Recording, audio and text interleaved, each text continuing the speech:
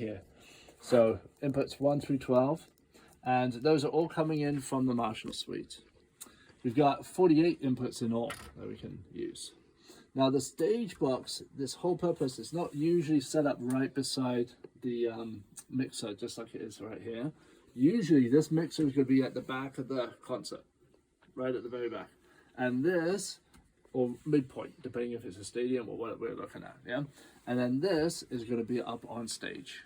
So that's up there, up on stage, so that I can just go straight in and plug my lead guitar into this one. You know, the drum mics into this one, etc., etc., etc.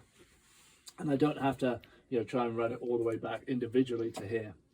Now, usually it would be or back in the day, it would be a XLR snake that would lead between this and this.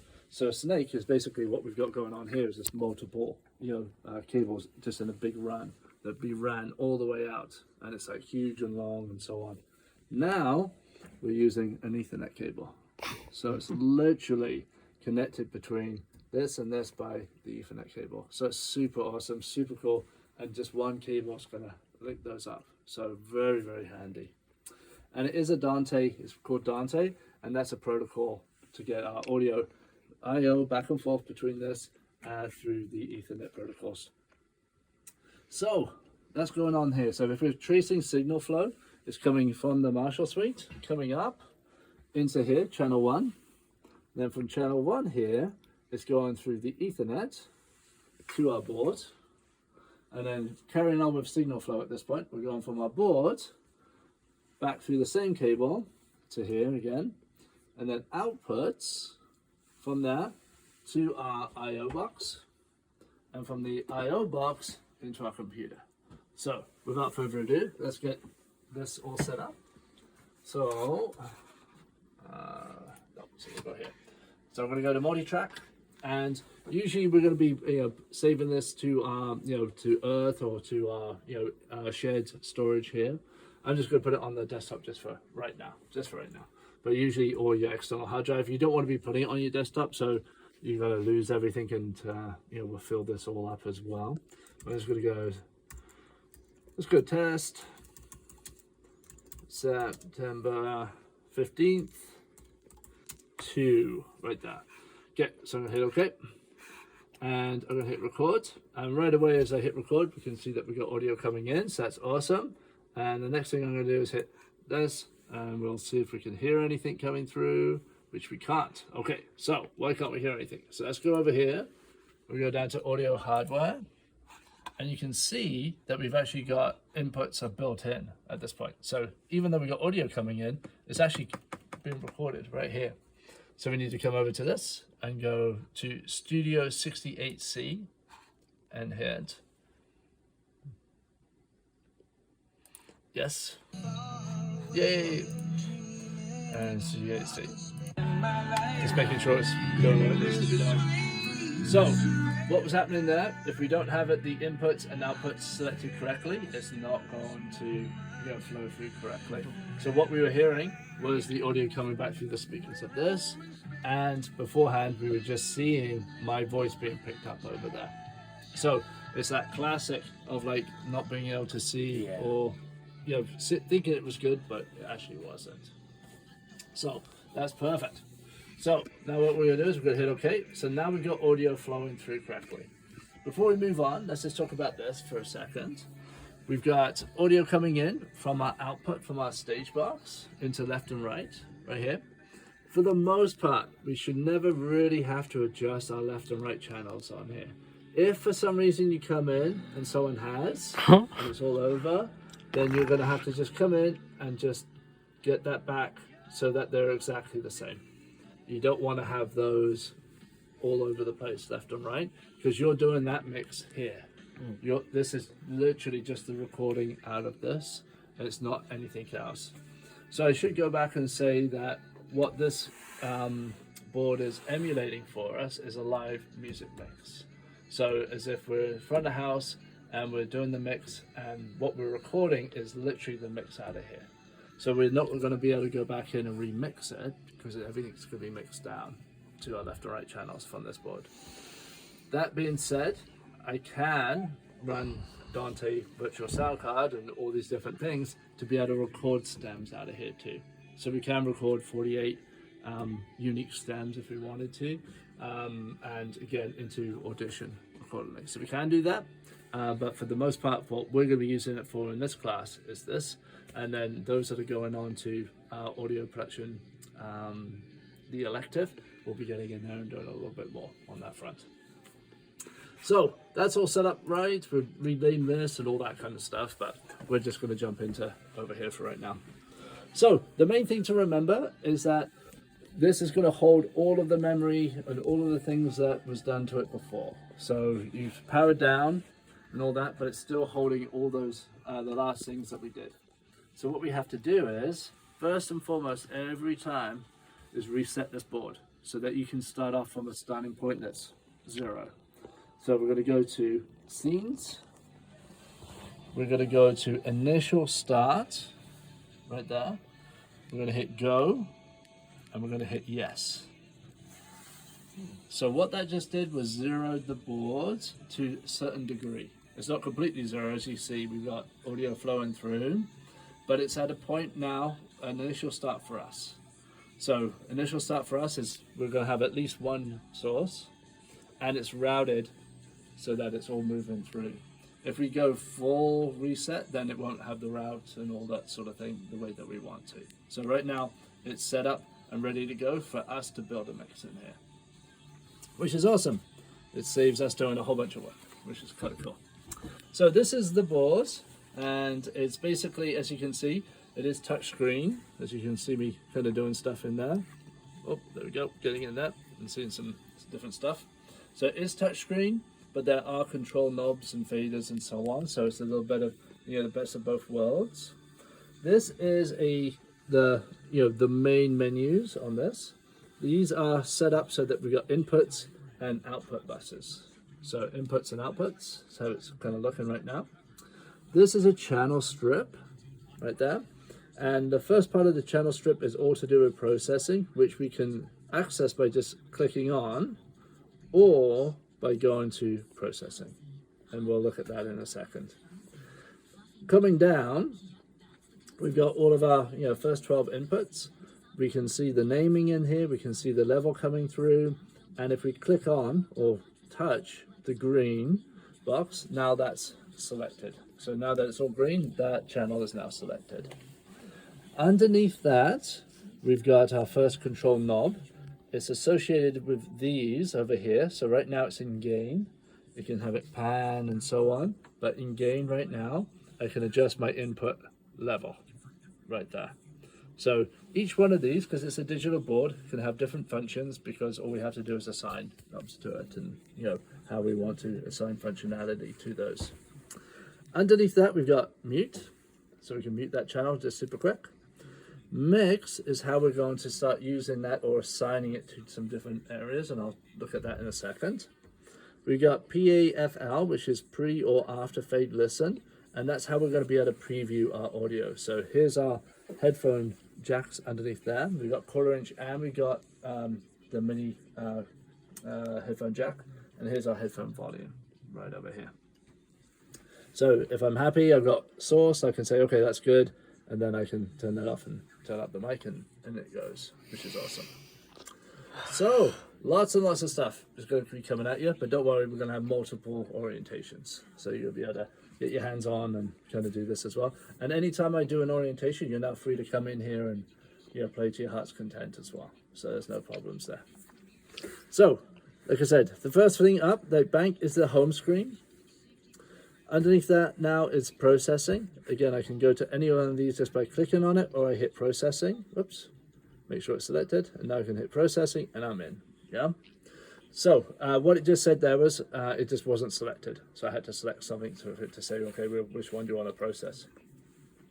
So the first one up, preamp, we're not going to really use. To tell you the honest truth, we can adjust what the source is if we want. The main thing here is being able to see the gain and what we're adjusting. So being able to see that. We can see that visually anyway without this being up. But one thing of note here is that now that we've got a yellow outline around the gain selection, I can adjust it with this large control knob over here. So it's just a little bit bigger, and that gives me a little bit more, oomph, I guess, to be able to adjust accordingly. So that's there. So yellow and yellow. This board is very good at color coding and following the color code trail. So that's a little bit of a handy thing for us. Okay, let's go over to filter. So now we're in our high pass and low pass filters. So I can bring those in by clicking the out, and I take them out by clicking the in. Oh, seems a little backwards, but it is kind of how they've set it up. Whenever it's grayed, it's out. That's the easiest way to think about it, and you have to click on one of them to bring them in. Because it's touchscreen, I can adjust accordingly. Or because I've now got the yellow around it, I can adjust accordingly. So it's always nice to have two different ways to be able to adjust and be able to bring some of these filters in. So that's our high pass filter. So you can see kind of how that all kind of plays. So let's just move on from there. Anytime you leave that and move on, that's now going to be on, and you can actually kind of see that it's on, usually in here as well. So you can see now that we got like an effect in play. So I'm just going to come back over. So the next one over is our filter. So we had that one. Let's take that out for right now. Let's go to gates. So we can bring gates in as well, super easy. Very important for live music production because there's a lot of leakage, a lot of sound leaking into those other microphones in here, in live. So this way we can actually stop some of that. And that's the whole point of the gate. We're not going to worry about the side chain at this point, but we will worry about this section right in here, which is the actual gate itself. To bring the gate in, obviously we click out and now it's in play. And a gate's job is you're going to set it to a certain level and it's going to be closed until the audio amplitude hits that level, and then it's going to open, and then we're going to be able to hear the audio until the audio drops back down and it closes. So think of it as a snare drum. So snare drum's getting a ton of leakage from all of the different mics around the drum set. So until you hit the snare drum, which is super loud, and then it opens up, and we hear the snare drum, and then it closes, and we don't hear all that mic anymore. So it's really a nice way of cleaning up your audio in a live circumstance. Parameters, I go through this tons in other areas, but attack, how fast it opens, how long the gate opens for. Release is how quickly it closes. Threshold is when it's brought in and by how much. So now, if we wanted to bring that in, so that has to get past that level, and then it opens. So, like, again, think of that now as a snare hit, snare hit, snare hit. And we just hear the snare hit. We don't hear all the leakage around it. So that's how that kind of works. So let's take this one out. Instrument or insert A. So an insert is where we're going to bring in an effect, just like we do an effects panel in Audition. So that's like an insert. So I'm going to go unassigned right now. Nothing's in there. So I'm going to go effects rack. And now I can choose which effect I bring in. So on my effects rack. So which effects of those, I have to see them. Two different ways. I could click here, but makes kind of sense for me to see it over on this side. And then in my effects rack, this is my effects rack across the top. So, yeah, sorry. Get it? Oh yeah, no worries. You can sit down if you like. There's another one here. Okay. So the effects rack is right here. Did you want to sit down? I can. Yeah, absolutely. Yeah. Oh no, it's up to you. Yeah, you just move over there if you want. I'll forget all of this tomorrow. Oh yeah. No, it's all good. So here's your effects rack right here, and then you can kind of go through and see all those. Clicking on allows you to go in and change up any of those effects. And then adjusting those effects, I just have to click on, and then I can adjust accordingly. So it's like these are the kind of the old analog face plates for all of those sort of things, and then obviously we're adjusting them digitally in the board here itself. Are these pedals? Not pedals, they're effects that we're inserting in. Oh. Yeah, so we're bringing them in. So if we want to bring this in, so right now we've got 5. So we'll come over here, up to 5. So we're going to bring this delay in, and we hit apply, and now that effect's in. So it's that super quick and easy, but like putting an insert in is like, boom, there it is. There's no kind of nuance to it, other than you're adjusting all of those parameters. I'll show you a different way to bring effects in a second here. So to get that out again, unassign. And yes, get that out of there. So next one over is our parametric EQ. Just like in Audition, exactly the same functionality.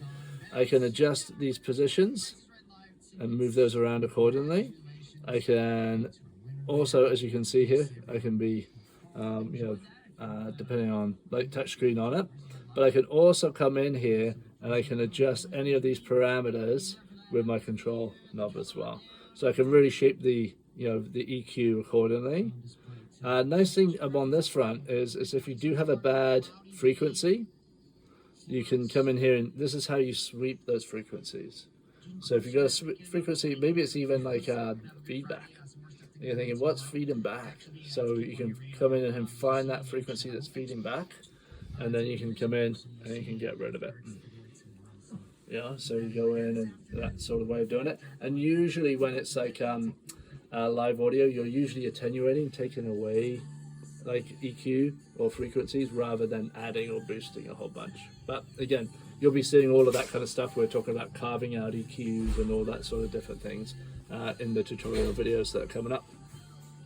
So a couple of different ways to bring in audio at the EQ. You can see here we've got different styles of EQ, shelving and slopes there, and the control points as well.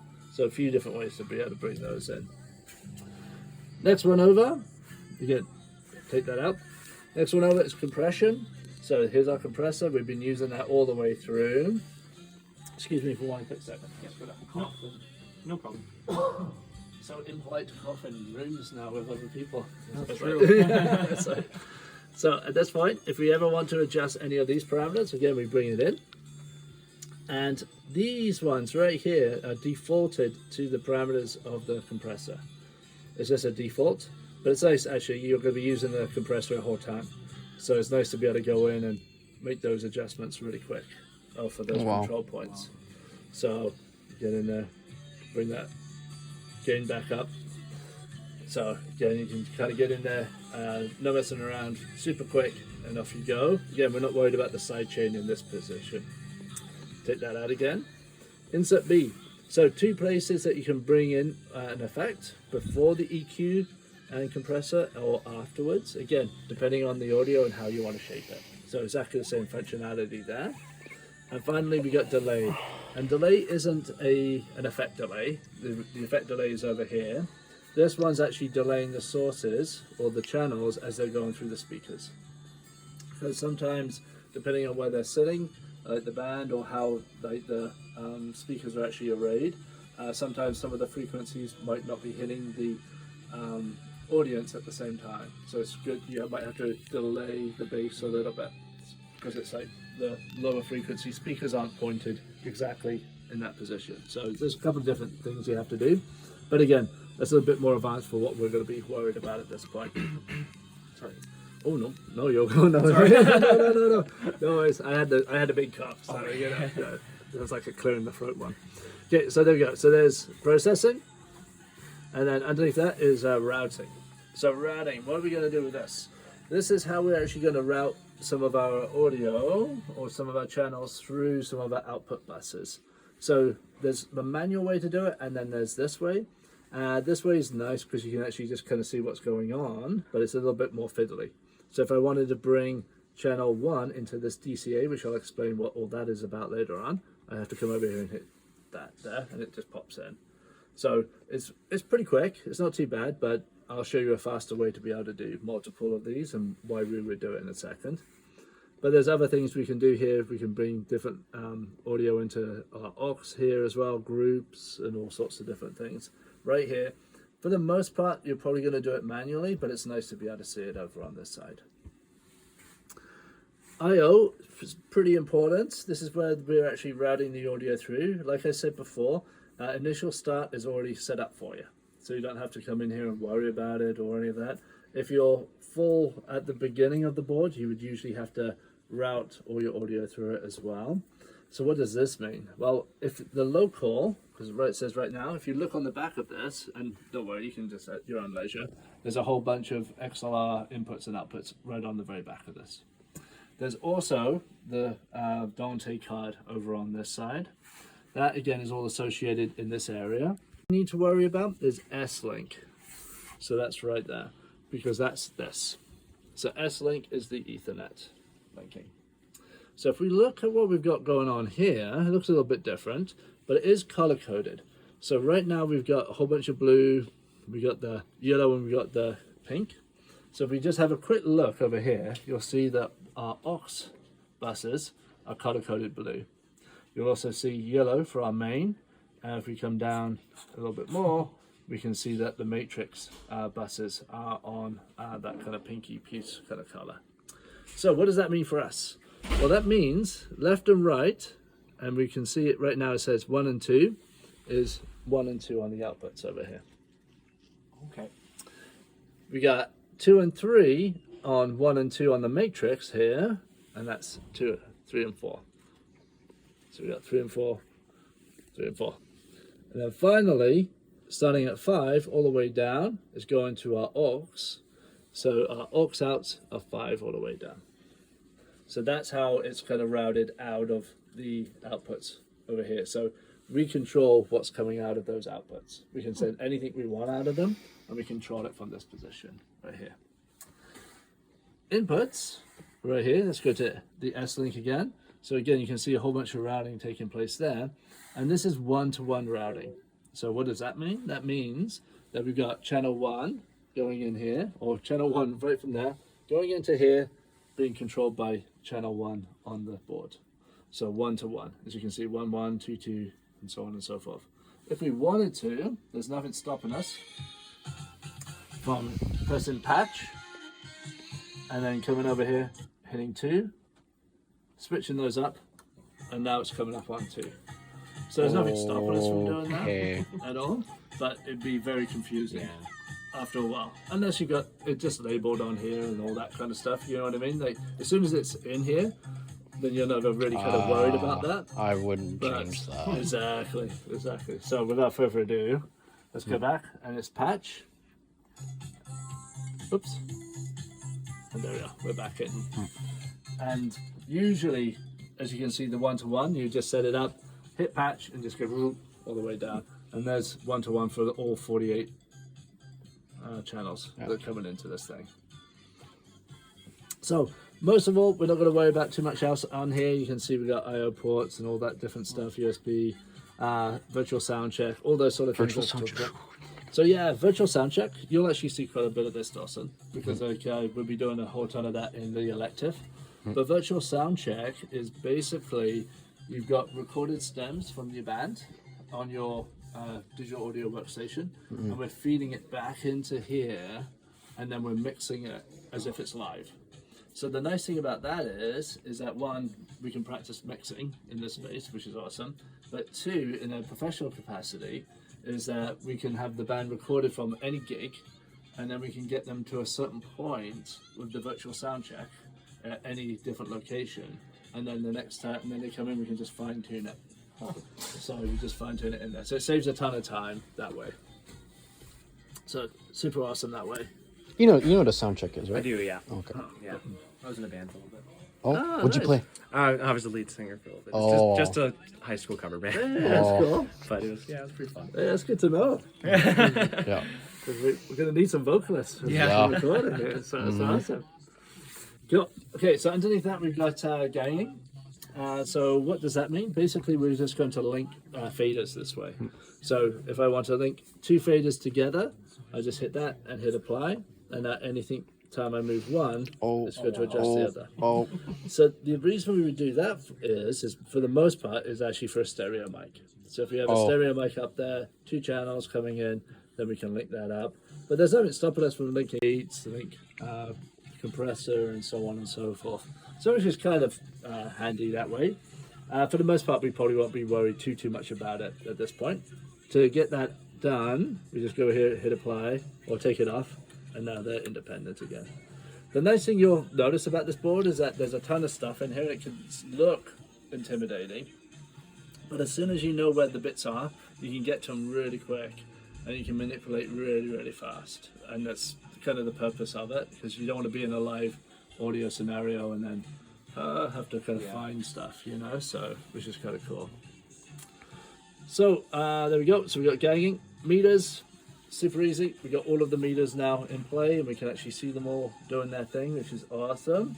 This is a nice way to see all those channels and seeing where they're kind of sitting at. Underneath that, we've got our effects. So if I wanted to, I can bring in another effect into this board. So you can see I've got a couple that are empty.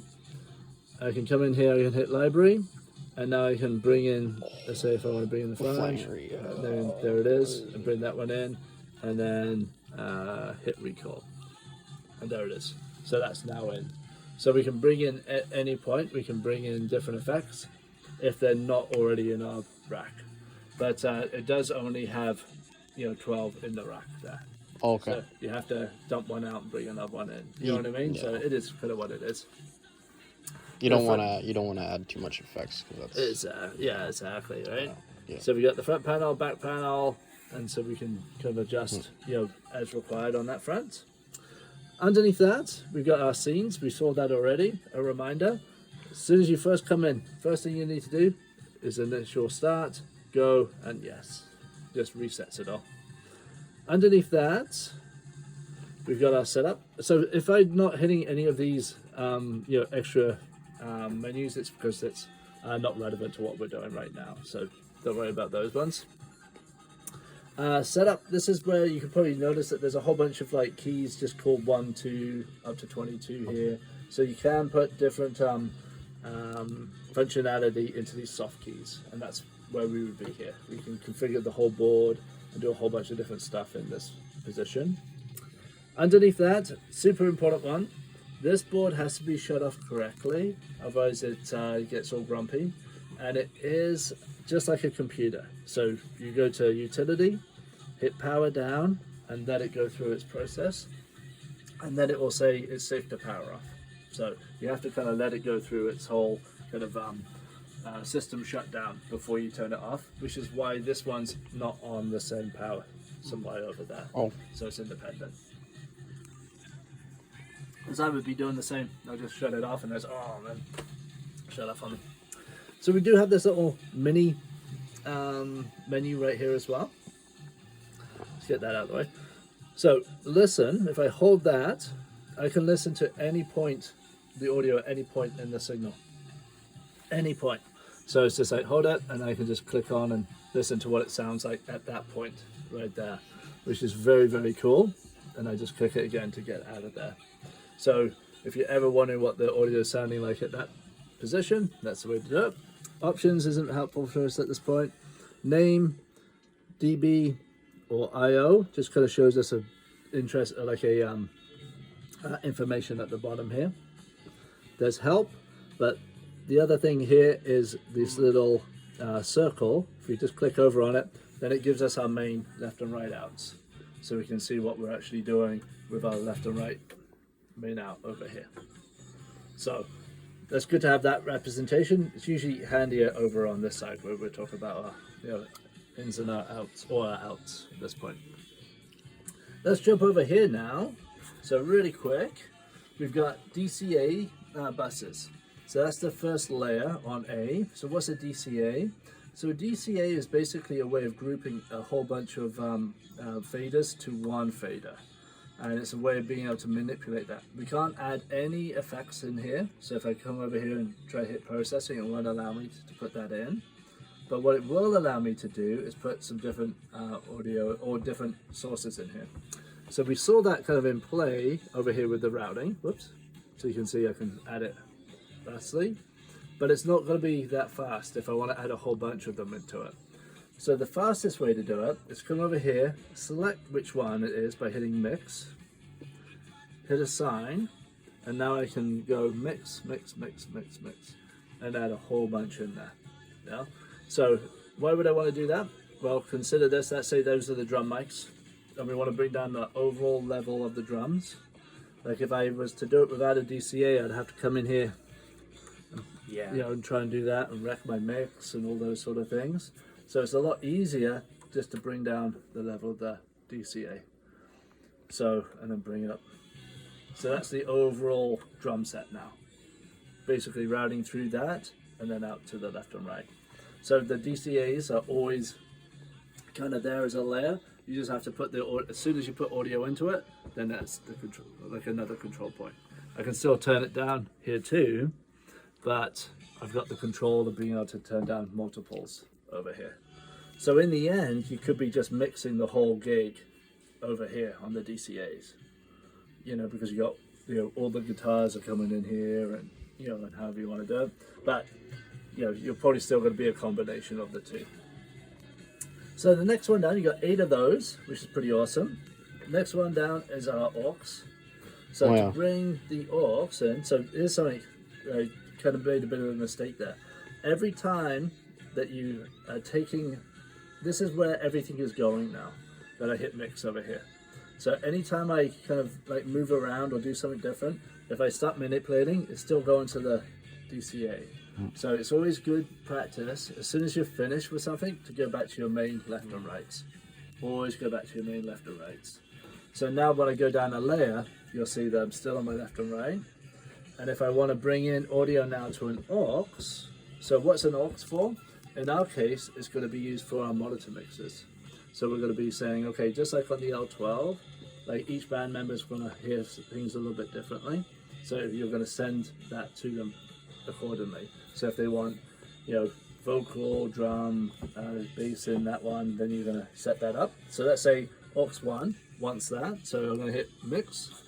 Now whatever I do on aux 1 now, is like whatever I do on these faders is going to go to aux 1. So that's what that's set up. So now I can bring in audio to aux 1. Let's say I want the same thing on aux 2, same thing on aux 2, same thing on aux 3. So on and on I go, and it's not affecting my main out, which is over here. Right.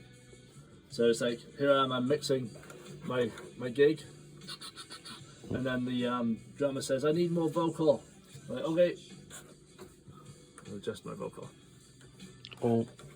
Go back to my main mix. And then the guitarist says, I need blah, blah, blah. It's like, okay. So this is the guitar. This is the vocal. Oh yeah, just randomly. Okay. Yeah, and then like the vocalist says, okay, I need something different. I go, okay, a little bit more of that. You know? So you can see how you can get in layers upon layers, and you need to know where you're going. Yeah. But it's the blue in the mix that's going to tell you. So that's it. So anything now that's going through aux 1 is coming out of number 5 over here. So if we want to plug, and we'll be doing that next orientation, different monitor mixes out, and we'll plug that in there, and then we can adjust accordingly. So again, I know it's getting complex, but the multiple times you do it, it kind of starts, you know, becoming the norm. So there's our aux. We got 8 of those. We got 5 stereos aux, so we could use those as well. I'm not going to worry too much about that at this point. Here's our effects. I think it's just dry in here. It must be. Yeah. Here's our effects, and for whatever reason, I don't know why, but this blank has been moving around for orientation. So there's an effect in there, but it's just been, last orientation it was 1 that was missing. So who knows? We'll get it worked out at some point, I'm sure, or whatever's going on there, but it seems a bit buggy actually. Okay, so we want to bring some reverb in on channel 1. So that's like the guitarist or the vocalist. Is that okay? Perfect. Exactly the same thing. I'm gonna hit mix, and now I'm gonna bring some reverb in. So you hear reverb. And then you say, okay, you know what? Let's put some echo on there too. No problems. I can now come over here and go to my echo, which is this one, and bring that on the channel 1 as well. Just deep fried. Yeah, totally. So it's like, you know, you've got so easy control to bring an effect in. So there's the insert that you saw. So that's just kind of like, boom, there's the effect. This way, you've got a whole bunch of nuance of the effect that you bring in, because it's like on a send. So you can bring in a little bit, or you can bring in a whole ton. So you've got a whole bunch of nuance on that. And that's probably the way you're going to be bringing effects in. So you can bring in multiple effects or multiple channels into the same effect. So that's channel 1 right now. Let's go back there. Let's say I want to bring in each one of these. at a different level. So now each one of those, let's bring those down there. So each one of those is in to this effect now. So it's not just channel 1 in there. Yeah, each one of them is getting a little bit of something in there. So there's multiple ways to be bringing those in. Again, because I'm on that. You can see now why it's important to know where you are. Because if I was doing that on my main monitor mix, thinking I was in my effect, I'd be just completely messing my whole mix up. You know what I mean? So it's very important to know what you're affecting at any given point, or adjusting at any given point. So again, easy way to bring in effects. At this point, let's bring that down. Just bring it back to normal. Where's distortion? Distortion in effects.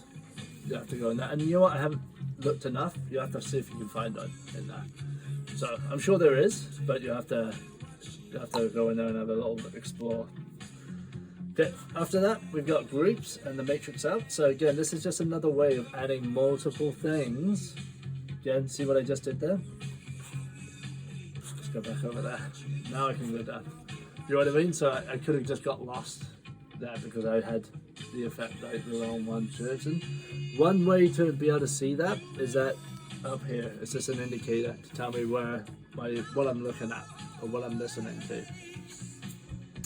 So now we got groups and we got matrix. So again, groups. Oh, I'm sorry. Oh no, it's okay. Groups are just like the DCAs, but I can put an effect on it. So let's say I want to put all of my drum set through a group, but then I want to put reverb on that whole drum set on its own. So you can do it that way too. Even though you might have reverb on the individual instruments still, you might want a bit more on the whole thing. So you can do that there. And the matrix 1 and 2 is coming out from there. So you can add a bit of a different mix, a bit of a different sound to it, and that way it's going through there, and or send the same content through so that you get a different record out of that as well. This last layer is empty. So there's the normal spot. So you can see I've got a whole ton of stuff in there right now. Let's just get rid of those. It's super easy just to bring those in and out. Final thing I'm going to show you is, like you saw right there, is the main left and right out. And I think that's it for this one. So that gives you like, you know, a few minutes to be able to practice in here. I will show you the shutdown system. So you can go through utility, either one will bring those up. You just need to hit power down and hit yes. It's going to take a tiny little bit of time, but then soon enough it's just going to say we're good to go. It's now safe to power off the console. So that's what you want to see. You're going to reach around and just turn that off. Like so. And then over here, power down right there, and then you're going to power down that computer like normal. So how much does this cost? this was $27,000. Yeah, that makes sense. Yeah. Wow, Just this. that's insane. Yeah. Yeah. Yeah. So I got to say on that front. But there's like the L12, which obviously is nowhere close to this. But that was only, I think, $700. Oh, So- like the rack that's in the garbage? Or? No, just the L12 out of there. Just that little like, Oh, mixer. yeah. Oh. And so, it, like in theory, that's doing exactly what we just did. You know what I mean? Like, so you can see, like but it's not robust enough to mix a whole big concert. You know what I mean? Like, but it's enough to, you know, record Just a few. do an indie band or something. Exactly, Yeah. exactly. Look at the decker or whatever, just set that up. So it all depends on what you're doing and how it's gone and all that sort of stuff. So it's the same thing as a vehicle, right? Like what it's going to get you from A to B. This is how you're going to get there and what you're going to need to do to get there. So, okay. I'm going to power this down. See if you can log in.